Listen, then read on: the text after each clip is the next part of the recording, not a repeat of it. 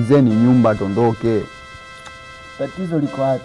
Tatizo ni kwamba tukishauza, kumbuka sisi tuna familia na familia yetu ni kubwa sana.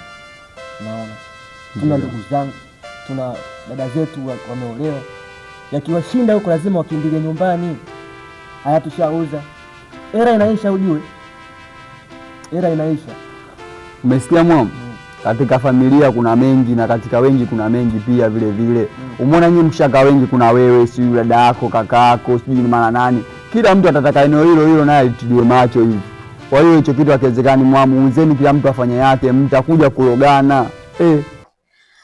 Hiyo mali mbona inaonekana ina utata? Na hiyo mali wewe ukingangania itakuua. Kwa hiyo inabidi usiifuatilie, achana nayo. Nisaidie mtaalamu, nisaidie. Hapo siwezi kukusaidia kwa sababu ile mali ukingangania wewe ni Mungu yule na wewe utakufa. Sasa mimi nimekuja kwenu kupata msaada na lengo langu yule kumuondoa ili nisiondoke kwenye ile mali.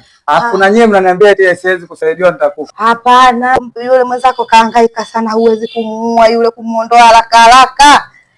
Uking'ang'aniza uhai wako unautoa. Kisa mali usipate kupoteza uhai wako. Basi tena paganga yenyewe sasa hivi, kwanza wewe mganga.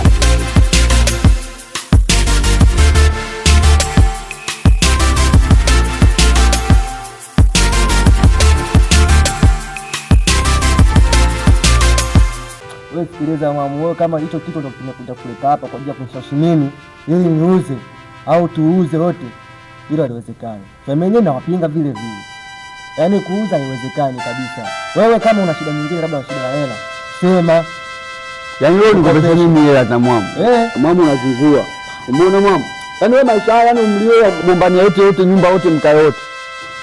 Uzeni tufanye kitu, kila mtu angalie mazingira yake. Wewe unataka unaangalia nyumba, unaangalia nini? Familia kubwa hiyo, mtakuja muone. Sasa ushazingua bwana mwamu, jana nini bwana? Jamani, umefika mwafaka kumjua nani mtu ambaye sio mlisi wa kwenye familia yetu. Baba kidawa. We, tena koma. Wewe ni mimi nafanana na baba. Labda cha pombe nyuma huko. Wewe, tuheshimiane ujue. Mimi ujue kwenye mali nipo. Alikuwa ananiambia mimi sio mlisi, tuheshimiane. Kwa nini unafanana na baba?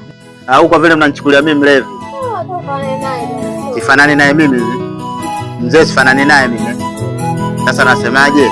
Nyinyi mtaona mimi kwenye mali nipo.